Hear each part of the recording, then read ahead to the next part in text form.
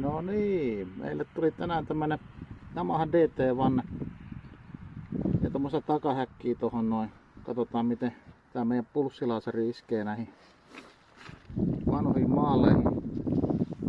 Ja tosiaan menossa seuraavaksi johonkin pulverimaalattavaksi uudestaan ja pitäisi sitä ennen saada puhtaaksi tää pinta. Katsotaan vähän kuin meille käy tällä laitteella. Otetaan nyt samaan aikaan vähän kuvata tässä, mutta katsotaan. Onnistuuko kuinka helposti.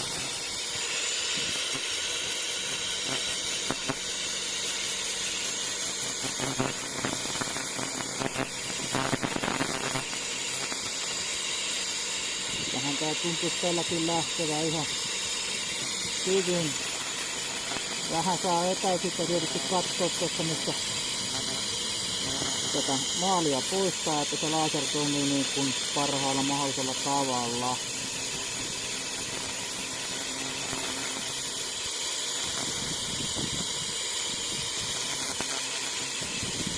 Ja joo, eiköhän me näistä puhtaat saada.